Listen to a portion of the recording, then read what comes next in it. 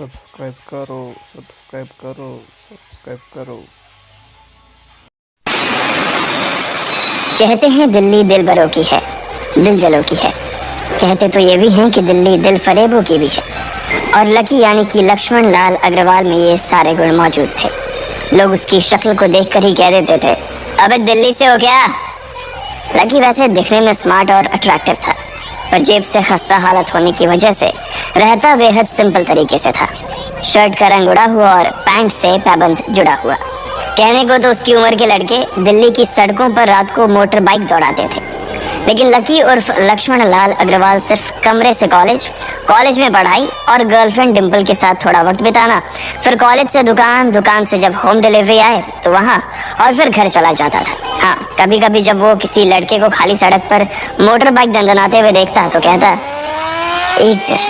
एक दिन अपना टाइम भी आएगा जब मैं चश्मा लगाकर बैठूंगा और पीछे डिंपल को बैठाऊंगा। देखना, जब वो मेरी कमर में अपना हाथ कसेगी और मैं तेजी से मोटरसाइकिल को इंडिया गेट के आसपास दौड़ाऊंगा, तो सारे दिल्ली का दिल हम दोनों को देखकर जलेगा। दुकान में रखा हुआ बर्नॉल भी काम नहीं आएगा, लकी ने कहा और अपने हाथ में बर्नॉल की क्रीम को दबा दिया। जैसे ही उसने क्रीम को दबाया, उस क्रीम बाहर आ गई। अबे गाड़ी क्या कर रहा है? वो कोई स्पंज की गेंद है क्या जो उसे दबा रहा है? दुकान के मालिक ने उससे फटकारते हुए कहा और उसके सर पर एक चपत लगा दी। Sorry sir. लकी ने अपना सिर बचाते हुए कहा। वो करोल बाग में स्थित एक छोटी सी मेडिकल स्टोर पर काम करता था। उसकी दुकान का नाम था चमन मेडिकल स्टोर और उसके ओनर का नाम था चमन लाल। लकी पिछले 5 साल से इन्हीं की दुकान पर काम कर रहा था। यहाँ इस छोटी सी शॉप पर काम करना उसकी मजबूरी थी। लाइफ में कंगाली की वजह से उसे कॉलेज में पढ़ाई पूरी करने के लिए पार्ट टाइम जॉब करना था। उसने कई अच्छी जगह अच्छी तनख्वाह की नौकरी ढूंढी पर नहीं मिली और वो इस मेडिकल स्टोर पर ही अटक गया। गधे, अब इसके पैसे क्या तेरा बाप भरेगा? कटेगा। इसका पैसा भी तेरी तनख्वाह से कटेगा और एमआरपी से डबल रेट में कटेगा। चमन ने अपने दांतों को किचमिचाते हुए कहा। गुस्से की वजह से उसकी नाक फूल गई थी और लकी की सांसें। उसने घबराते हुए ओनर से पूछा, एमआरपी से डबल क्यों सर जी? ताकि अगली बार से ऐसी कोई हरकत करने से पहले तू डबल बार सोचे। चमन ने कहा और उसके हाथ से ट्यूब छीन ली।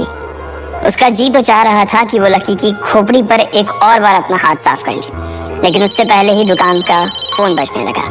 फोन की घंटी बजते ही लकी को वहां से निकलने का मौका मिल गया और वो भागते हुए फोन उठाने के लिए चला गया। हेलो जी, करोल बाग के बेस्ट मेडिकल चमन मेडिकल स्टोर से बोल रहा हूँ, बताइए क्या काम था? ये लकी की पेटेंट लाइन थी। चाहे कहीं से भी फोन आए, लेकिन उसे फोन पर बस यही बोलना था। जैसे ही इधर लकी ने अपनी बात कही, उधर से जवाब आया, मैं ब्लूविंग नाइट होटल के कमरा नंबर 303 से बात कर रहा हूँ। एक छोटा सा ऑर्डर है, नोट करो और जल्दी से होटल पर डिलीवर करवा दो। वो एक लड़के की आवाज थी।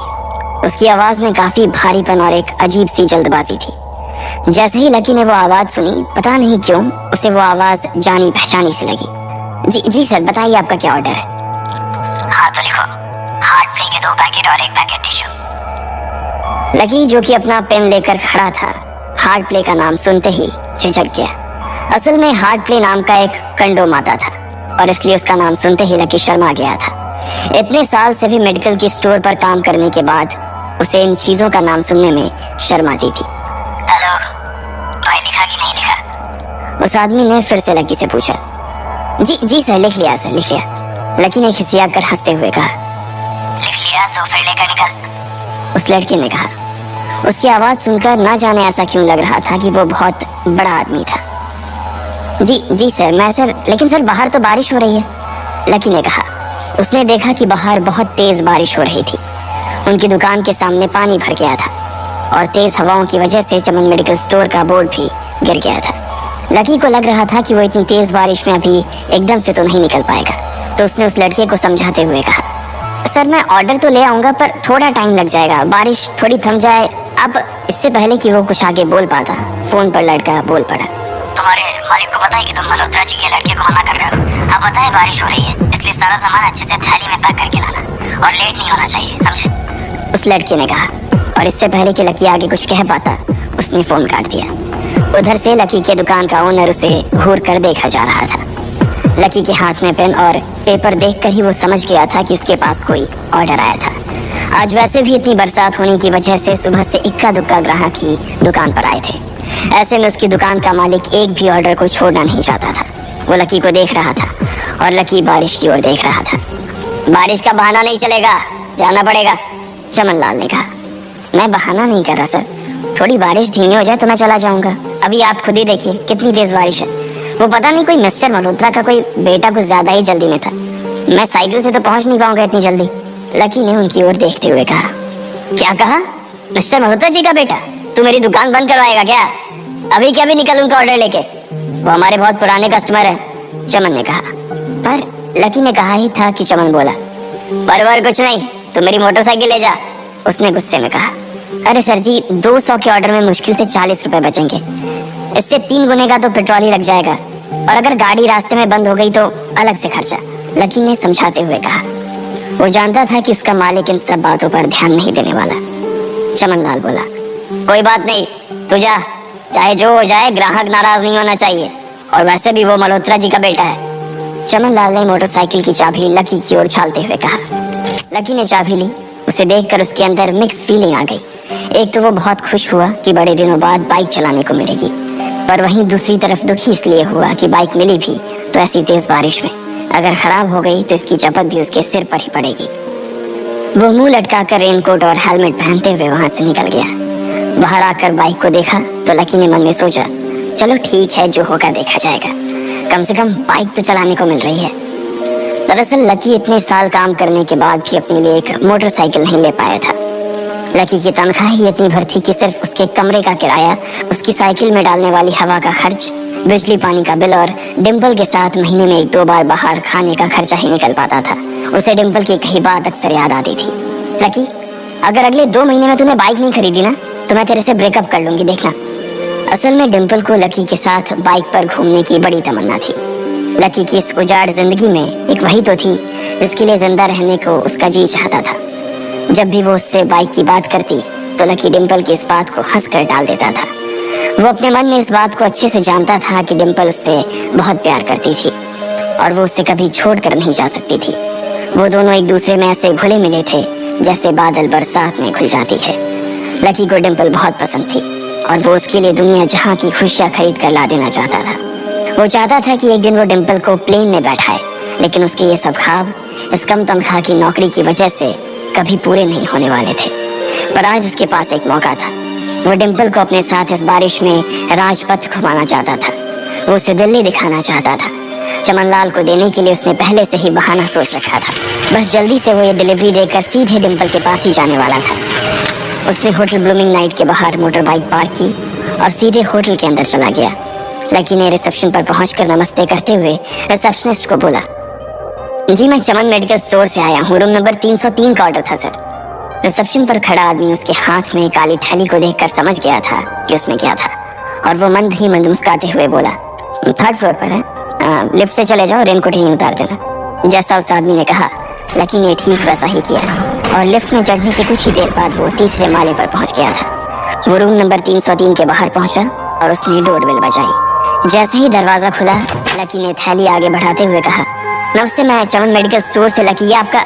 इससे पहले कि लकी आगे कुछ कह पाता उसकी आंखें फटी की फटी रह गई थी। उसने अपने सामने जो देखा उसके बाद उसे ऐसा लगा कि बंद छत के नीचे भी उसके ऊपर आसमान से आकर एक जोरदार बिजली गिर गई थी। उसके सामने एक लड़की खड़ी थी।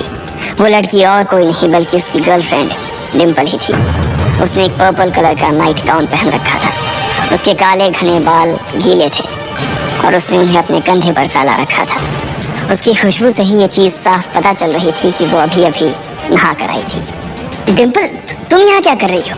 लकी को अपनी आंखों पर विश्वास ही नहीं हो रहा था। उसने 2 बार अपनी पलकें झपका कर देखा, लेकिन दोनों बार ही उसे अपने सामने डिम्पल ही नजर आई।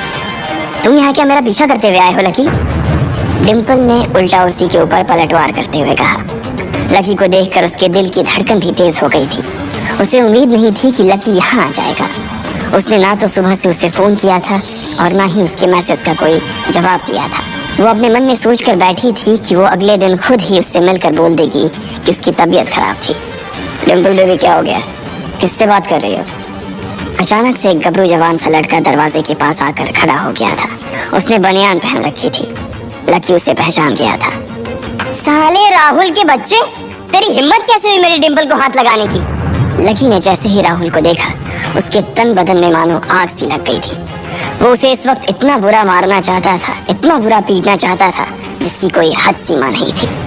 लकी जिस कॉलेज में पढ़ता था, राहुल और डिंपल भी उसी में पढ़ते थे, और वो कॉलेज राहुल के फादर का ही था। डिंपल ने राहुल के पिता की एक कंपनी में जॉब पकड़ ली थी, और राहुल उस पर बहुत लाइन मारता था। लकी ने 1-2 बार डिंपल को उससे दूर रहने के लिए भी कहा, लेकिन डिंपल ने उसे ये कहकर टाल दिया था कि वो सिर्फ अच्छे दोस्त थे। आज भी इससे पहले कि वो आगे बढ़ता, डिंपल उन दोनों के बीच आ गई। रुक जाओ, डिंपल ने गुस्से में कहा, और लकी के सीने पर हाथ रखकर उसे रोक दिया। लकी लंबी सांसें ले रहा था, और कुछ ही सांसों के बाद उसका गुस्सा शांत हो गया। अब डिंपल के पास भी छुपाने के लिए कुछ नहीं था, इसलिए उसने लकी से कहा, लकी, आज से तुम्हारा और मेरा ब्रेकअप। ब्रेकअप? लकी के पैरों के नीचे से जमीन खिसक गई थी। उसकी आंखें नम हो गई। लकी को उसकी बातों पर विश्वास नहीं हो रहा था। उसने डिंपल की ओर देखा और बोला, डिंपल, हम पिछले 1 साल से एक दूसरे के साथ हैं, और तुम हो कि मुझसे ब्रेकअप करना चाहती हो? अरे मैं तो तुम्हारे लिए नई बाइक लेने वाला था। चल रहने दे, आज ही याद आई है तुझे बाइक की। अरे तेरे पास मुझे बाहर घुमाने के लिए, खिलाने पिलाने के लिए पैसे तो है नहीं, तू कहाँ से लेगा बाइक? और अगर ले भी लेगा तो उसमें पेट्रोल कहाँ से डलवाएगा? तेरी 8,000 रुपए महीने की नौकरी, उसमें होगा ये सब? लोग हंसते हैं मेरे ऊपर जब मैं सरोजनी में तेरे साथ घूमती हूँ। मैं ऐसी लाइफ नहीं जीना चाहती लकी। मैं तेरी तरह गरीब नहीं रहना चाहती। तूने मुझे फंसाया था, उल्लू बनाया था तूने मुझे, इसलिए मैंने राहुल से मैचअप कर लिया है। आज से यही मेरा बॉयफ्रेंड है, डिंपल ने गुस्से में कहा। अच्छा, तो बेबी ये है तुम्हारा वो बेकार सा एक्स बॉयफ्रेंड? राहुल ने पूछा, और डिंपल के बगल में आकर खड़ा हो गया। फिर उसने लकी के हाथ से थैली उठाई और उसमें से हार्ड प्ले का पैकेट निकालकर उसे चिढ़ाने के लिए उसे हवा में लहराने लगा। बाप रे, इससे बदकिस्मत इंसान इस दुनिया में और कौन होगा? राहुल ने उसकी टांग खींचते हुए कहा। लकी के पास उसकी बात का कोई जवाब नहीं था। उसने गुस्से से डिंपल की ओर देखा और अपनी हाथों की मुट्ठी भींच ली। फिर वो वहां से निकल गया। अबे पैसे तो ले जा, सब कुछ फ्री में देता जाएगा क्या? राहुल ने जोर से ठहाके लगाते हुए कहा, लेकिन लकी बिना उसकी बात सुनते ही निकल गया। उसके दिमाग में डिंपल के कहे शब्द गूंज रहे थे। उसने कभी सपने में नहीं सोचा था कि डिंपल उसके साथ कुछ ऐसा भी कर सकती थी। जिस इंसान के लिए वो इतना कुछ करना चाह रहा था, उसे उसकी कोई कदर ही नहीं थी। लकी इतना हताश हो गया था कि बुरी तरह से रोने लगा। इस बार वो लिफ्ट से नहीं बल्कि सीढ़ियों से नीचे उतरा, और एक एक सीढ़ी उतरने के साथ उसके आंसू आंखों से छलकते जा रहे थे। जब उसकी आवाज सुनकर कुछ लोग अपने कमरे से बाहर आए तो लकी ने तुरंत अपने आंसू पोंछे और तेजी से वहां से भाग गया। उसे जिंदगी में पहली बार प्यार हुआ था, और पैसों की कमी की वजह से ना सिर्फ उसका प्यार बल्कि उसकी पूरी जिंदगी बर्बाद हो गई थी। लकी जैसे ही बाहर आया तो उसने देखा कि बाहर अंधेरा हो गया था। आसमान में तेज बिजली कड़की और बारिश जो थमी थी एकाएक फिर से झमाझम बरसने लगी। ये देख लकी के थमे हुए आंसू एक बार फिर से छलक गए। उसका दिल बुरी तरह से टूट चुका था, लेकिन उसे इस बात की खुशी भी हो रही थी। आखिर आज उसे डिंपल का असली चेहरा नजर आ गया था। वो तो उसके साथ घर बसाने की सोच रहा था, लेकिन अच्छा हुआ कि उसने पहले ही उसका घर बर्बाद होने से बचा लिया। लकी को दुख तो बहुत हो रहा था, पर उसे ये भी लग रहा था कि उसे आगे चलकर यही दुख उसे खुशी देने वाला था। लेकिन एक चीज थी जो लकी को परेशान कर रही थी, वो थी उसकी माली हालत। उसकी जेब इतनी तंग थी कि उसे फटी हुई जेब की पैंट पहनकर घूमना पड़ता था। कभी कभी तो लकी सिर्फ रोटी खाकर दिन काट लेता था। वो कब से कोशिश कर रहा था कि कोई अच्छा काम पकड़ सके, लेकिन उसे कोई काम देने को राजी नहीं था। उसने टूटे हुए दिल को दिलासा देते हुए मन में सोचा कि डिंपल पर खर्च होने वाले पैसे बच जाने से शायद उसके हालत सुधर जाएंगे, पर फिर भी वो रातों रात रईस नहीं हो जाने वाला था। उसने ऊपर आसमान की ओर देखा और जोर से चिल्लाया, अगर इतना ही अनलकी बनाना था तो फिर नाम लकी क्यों रखा भगवान? वो जितनी जोर से चिल्ला सकता था उतनी जोर से चिल्लाया। उसकी आवाज से आसपास खड़े लोग एक बार तो डर गए थे। लकी ऊपर ही देख रहा था और उसके आंसू बारिश के पानी के साथ मिल गए थे। जैसे ही वो फूट कर रोने को था, तभी उसके फोन पर एक मैसेज आया। जैसे ही लकी ने अपना फोन निकालकर उस मैसेज को पढ़ना शुरू किया, उसकी तो आंखें ही चमक गई। अचानक उसके आंसू हंसी में बदल गए और वो जोर जोर से वहीं सड़क पर नाचने लगा। उस मैसेज में लिखा था, परिवार की रिसर्च और परिवार के निर्णय के हिसाब से अग्रवाल परिवार का वारिस लक्ष्मण लाल अग्रवाल उर्फ लकी ने गरीबी अभ्यास की परीक्षा को पास कर लिया है और आज से ही वो उस जमीन और उस जायदाद का मालिक हो जाएगा जो परिवार ने उसके नाम कर रखी थी।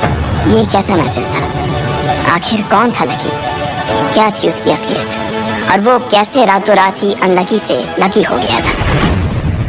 आपको क्या लगता है, क्या होंगे इन सभी सवालों के जवाब? कमेंट बॉक्स में कमेंट करके जरूर